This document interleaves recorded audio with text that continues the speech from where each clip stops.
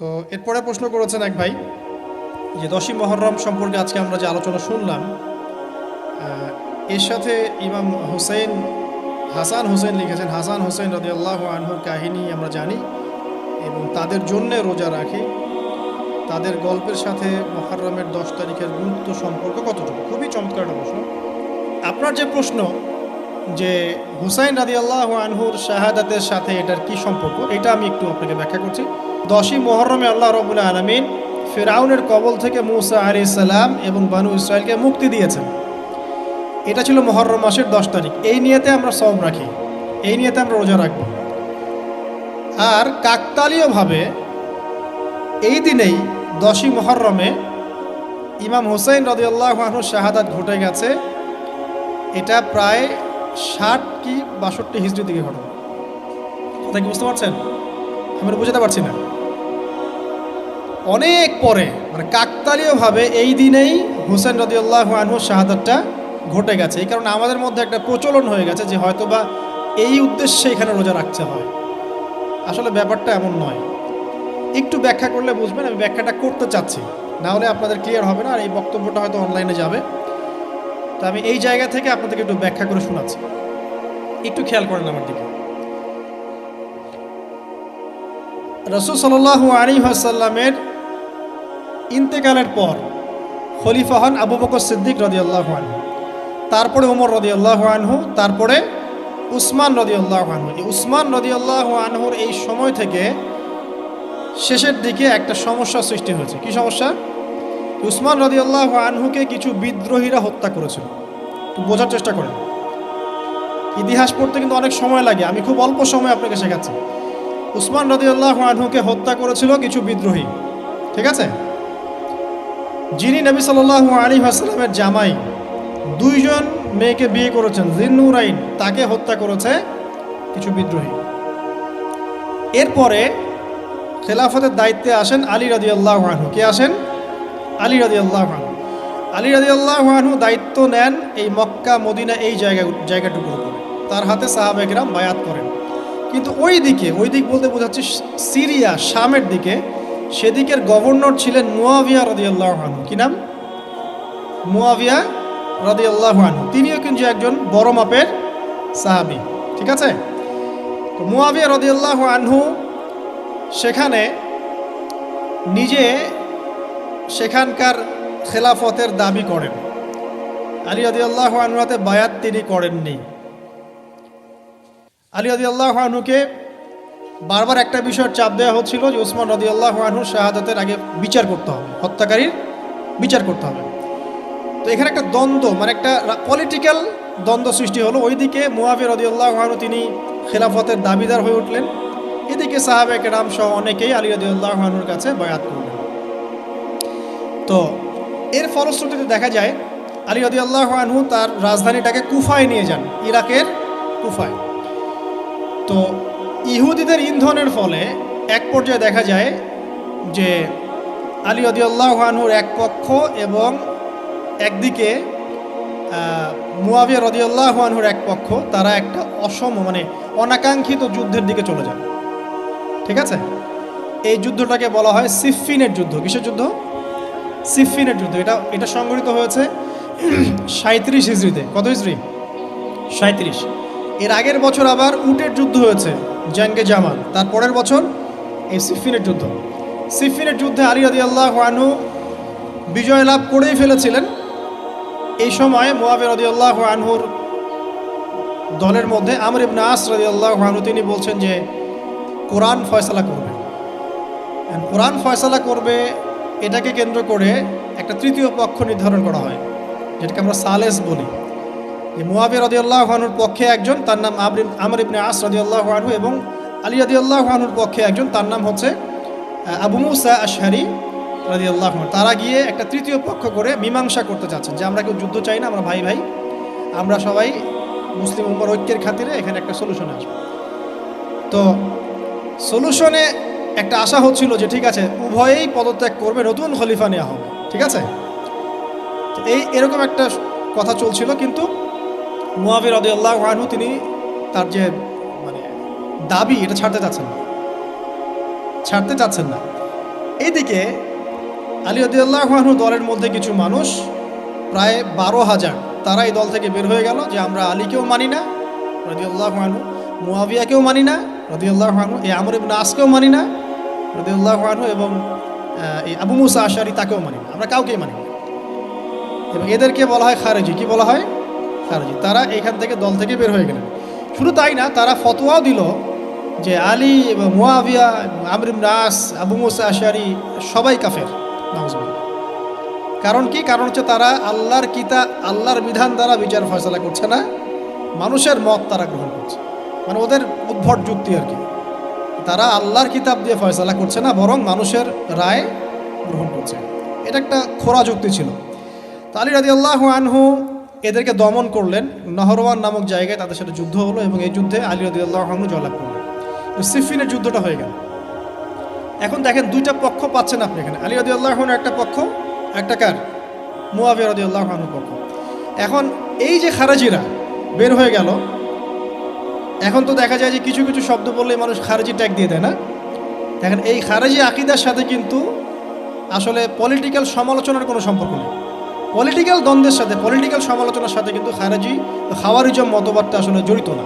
এটা কার সাথে জড়িত? ওই যে একদিন বলেছিলাম, খারেজিরা মনে করে কবিরা গুনাহ করলে কোনো ব্যক্তি কি হয়ে যায়? কাফের হয়ে যায়। খারেজিদের আকিদা হচ্ছে কবিরা গুনাহ করলে কোনো ব্যক্তি কাফের হয়ে যায়। এই আকিদাটার নাম খারেজি আকিদা। এটা কি বাংলাদেশে মুসলিমরা লালন করে?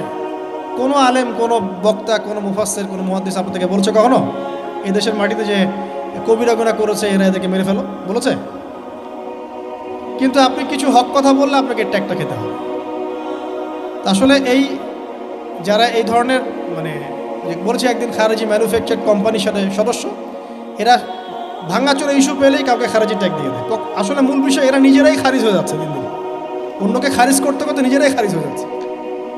এখানে দেখেন মুয়াবিয়া রাদিয়াল্লাহু আনহু এক পক্ষে, আলী রাদিয়াল্লাহু আনহু আরেক পক্ষে। ব্যাটেল, যুদ্ধ হয়ে গেল, সিফিনের যুদ্ধ হয়ে গেল, 3 দিন যুদ্ধ হয়েছে। ওই যুদ্ধে কি মানুষ মারা যায় নাই? মারা যায় নাই? মারা গেছে। তো আলী রাদিয়াল্লাহু আনহু তো বলেননি যে ওরা খারেজি।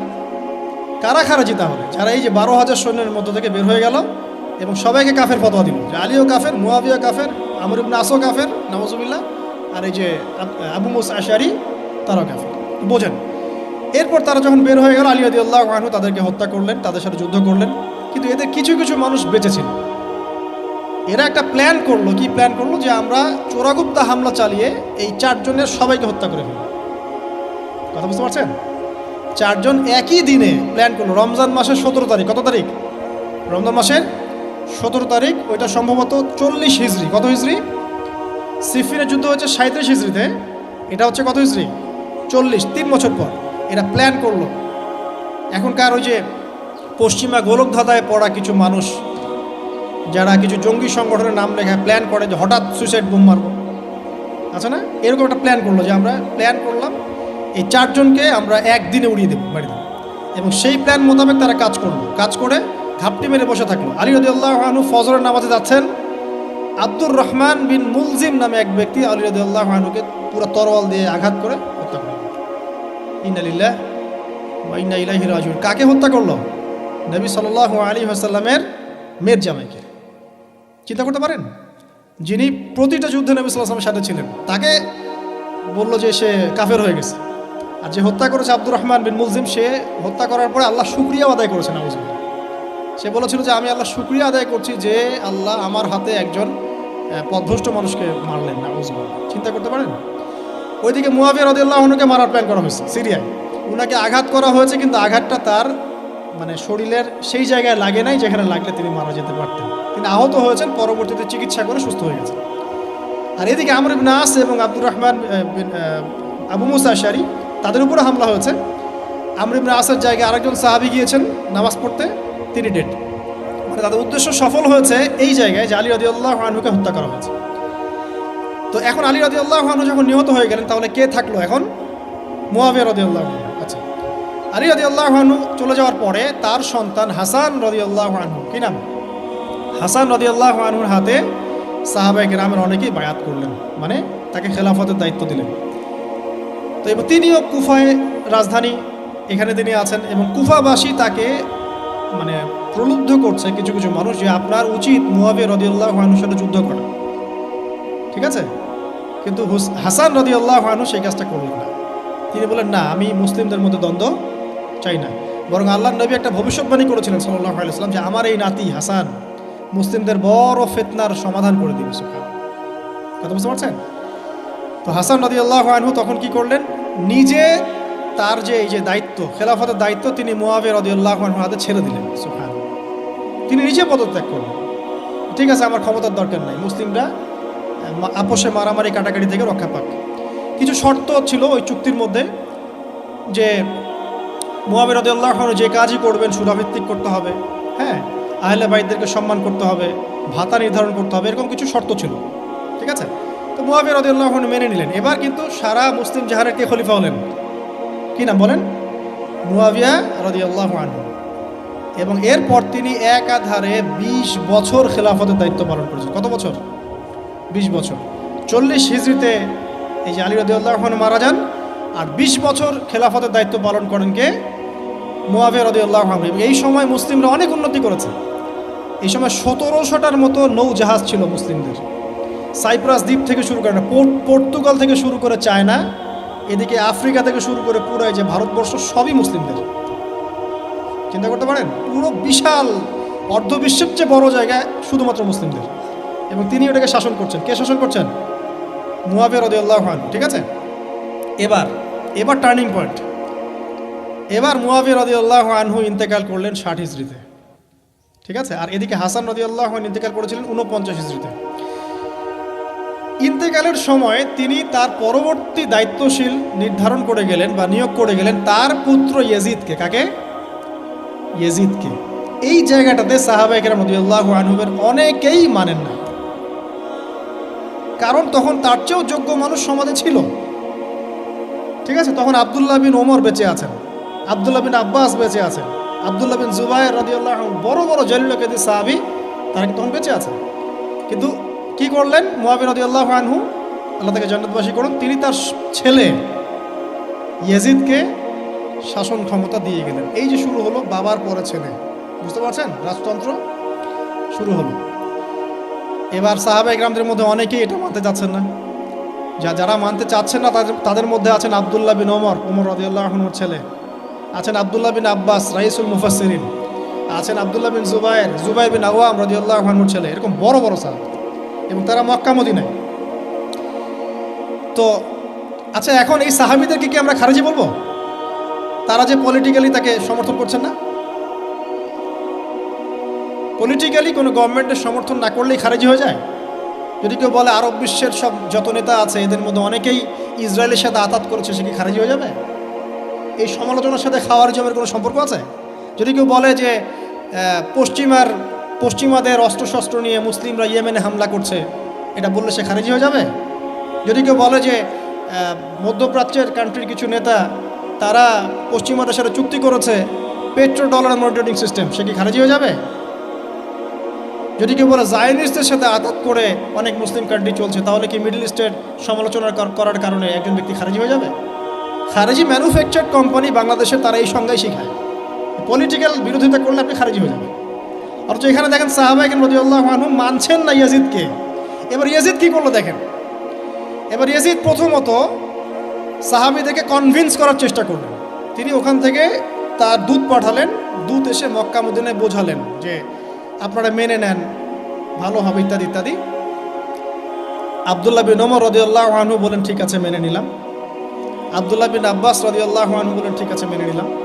কিন্তু আব্দুল্লাহ বিন জুবায়ের রাদিয়াল্লাহু আনহু মানলেন না। তিনি মানছেন না, আমি কিছুতেই মানি না, তার সেই খেলাফতের যোগ্য না, এর চেয়ে অনেক বড় বড় যোগ্য মানুষ আছে, আমি মানছি না। বরং তিনি এখান থেকে সরে আসলেন। এবার ইমাম হুসাইন রাদিয়াল্লাহু আনহু, যার কথায় প্রশ্ন করেছেন, লম্বা উত্তর দিচ্ছি, ইমাম হুসাইন রাদিয়াল্লাহু আনহুর হাতে অনেকে বায়াত করতে চাইল যে আপনি যোগ্য খেলাফতের, ইয়াজিদ যোগ্য না, কে যোগ্য? আপনি যোগ্য। এবং তার হাতে কুফাবাসী বায়াত করতে চাচ্ছে, তাকে ডাকছে আপনি মক্কা থেকে চলে আসেন কুফায়। কুফা কোথায়? ইরাকে। আপনি মক্কা থেকে কুফায় চলে আসেন, আমরা আপনার হাতে বায়াত করব। এবার হুসাইন রাদিয়াল্লাহু আনহু সপরিবারে, তার পরিবার আহলে বাইত সবাই নবীর পরিবারের সদস্য, চিন্তা করেন, নবীর পরিবারের প্রায় 80 জন সদস্য। কতজন? তারা এই যে বের হলেন, যাচ্ছেন কোথায়? কুফায়। এবার ওই ইয়াজিদের নিয়োজিত যে গভর্নর ছিল ইরাকের কুফায়, তার নাম আবদুল্লাহ বিন জিয়াদ। কি নাম? আবদুল্লাহ বিন জিয়াদ। আবদুল্লাহ বিন জিয়াদ সে একটা সেনাবাহিনী পাঠালো। সেনাবাহিনীতে সদস্য ছিল 4000। কতজন? 4000। এই 4000 সেনাবাহিনী নিয়ে আবদুল্লাহ বিন জিয়াদের যে কমান্ডার, তার নাম সম্ভবত আমের বিন, প্রথমে আমের বা ওমর আছে, উমর বিন সাদ এরকম কিছু একটা, সে আহলে বাইতদেরকে ঘিরে ফেলল। কাকে ঘিরে ফেললো? ইমাম হুসাইন রাদিয়াল্লাহু আনহু, তার ছোট ছোট বাচ্চা কাচ্চা, তার স্ত্রী সন্তান এবং আহলে বাইতের সদস্য যারা। আহলে বাইত মানে বোঝেন তো, নবীর পরিবারের সদস্য। এবার হুসাইন রাদিয়াল্লাহু আনহু যুদ্ধ চাচ্ছেন না, তিনি যুদ্ধ চাচ্ছেন না। তিনি বলছেন যে আমাকে 3টার যে কোনো একটা পথ বেছে নিতে দাও, আমি তোমাদের সাথে যুদ্ধ করতে চাই না। 1 নাম্বার, আমাকে সরাসরি ইয়াজিদের সাথে সাক্ষাৎ করতে দাও, আমি ওর সাথে কথা বলে সলভ করবো, প্রবলেম কি। 2 নাম্বার, আমাকে পথ ছেড়ে দাও, আমি চলে যাই কোনো সীমান্তবর্তী এলাকায়, সেখানে কাফেরদের সাথে যুদ্ধ করবো, জিহাদ করবো, সেখানে মারা যাবো, শহীদ হবো। অথবা আমাকে নিরাপদে আমাকে মদিনায় ফেরত পাঠাও। তার 3টা যুক্তি কি যৌক্তিক ছিল না? তিনি কে? নবী সাল্লাল্লাহু আলাইহি ওয়াসাল্লামের নাতি, যাকে কোলে নিয়ে নবী সাল্লাল্লাহু আলাইহি ওয়াসাল্লাম অনেক সময় খুতবা দিয়েছেন, নামাজ পড়েছেন, চুমু খেয়েছেন। ফাতিমা রাদিয়াল্লাহু আনহার নয়নমণি, চিন্তা করতে পারেন, এবং যিনি জান্নাতের যুবকদের সর্দার হবেন। কিন্তু এই যে আবদুল্লাহ বিন জিয়াদের যে সেনাবাহিনী, হুসাইন রাদিয়াল্লাহু আনহুর আর্তনাদ শুনল না। 4000 সৈন্য মিলে 80 জনকে কেটে টুকরা টুকরা করে ফেলেছে। একজন শুধু বেঁচে ছিল, তার নাম জয়নুল আবেদিন। কি নাম? জয়নুল আবেদিন। তিনি একজন বেঁচে ছিলেন, বাকি সবাইকে হত্যা করা হয়েছে। 79 জন আহলে বাইতের সদস্যকে হত্যা করা হয়েছে। খারেজি ম্যানুফ্যাকচার কোম্পানি কিন্তু এদেরকে খারেজি বলছে না, যারা হুসাইন রাদিয়াল্লাহু আনহুকে হত্যা করেছে। আপনি মিডল ইস্টের সমালোচনা করলে খারিজি হয়ে যাবে, ওদের শেকড়টা চিনেন এখন। অথচ ওরাই কিন্তু ব্রিটেনের সাথে হাত মিলিয়ে তুর্কিদের বিরুদ্ধে বিদ্রোহ করে ক্ষমতা দখল করেছে, জানেন? 1916 সালে 1916 এরাই ব্রিটেনের সাথে হাত মিলিয়ে তুর্কিদের, অটোম্যানদের বিরুদ্ধে বিদ্রোহ করে, সশস্ত্র বিদ্রোহ করে ক্ষমতা দখল করেছে। ওরা খারাজি হয়ে যায় না। পড়লে জানবেন সত্য কী জিনিস। এবার আসেন মূল পয়েন্টে আসি। এবার যে হত্যা করেছে ইমাম হুসাইন রাদিয়াল্লাহু আনহুকে, সে বর্ষার আগা পর্যন্ত, বর্ষার মাথায় হুসাইন রাদিয়াল্লাহু আনহুর মস্তক উঠিয়ে ধরে এটাকে নিয়ে ইয়াজিদের কাছে গিয়েছেন। চিন্তা করতে পারেন, ইয়াজিদ যদিও বা এটার আদেশ কিন্তু করে নাই, সে ওই মস্তক দেখে আটকে উঠেছে। এটা তুমি কি করছো? আমি তো এটা করতে তোমাকে বলি নাই। ওবায়দুল্লাহ বিন জিয়াদ এই কাজটা করেছে। এখানে আমরা ইয়াজিদকে নিষ্পাপ বলতে পারি না, বিকজ একজন শাসকের আন্ডারে যখন কোনো ক্রাইম হবে, এর একটা দায়ভার তো তার উপর পড়বেই। যদি এটা মেনে নেই যে সেখানে টেকনোলজি ছিল না, অনেক দূরের পথ, খবর পাওয়া যায় নাই, সেটা অন্য ইস্যু হতে পারে। কিন্তু পরের ঘটনাগুলো আমাদেরকে অন্যদিকে নিয়ে যাবে। মনে রাখেন, এই ঘটনাটা হৃদয় বিদারক। এটা হচ্ছে এই 10ই মুহররমের একটা হৃদয় বিদারক ঘটনা। এটা ঘটেছে কত সালে? 62 হিজরিতে। কত হিজরিতে? 62 হিজরিতে, 62 বা 61 আর কি। তো দেখেন, নবী সাল্লাল্লাহু আলাইহি ওয়াসাল্লামের ইন্তেকালের 50 বছর পরে এই কারবালার ঘটনা, এই ঘটনাটা কাকতালীয়ভাবে 10ই মুহররমে ঘটে গেছে। আমরা মনে করি যে এটার স্মরণে আমরা আজকের সওম রাখি, আসলে এটার স্মরণে নয়, ওই নাজাতে মুসার স্মরণে রাখতে হবে। ঠিক আছে?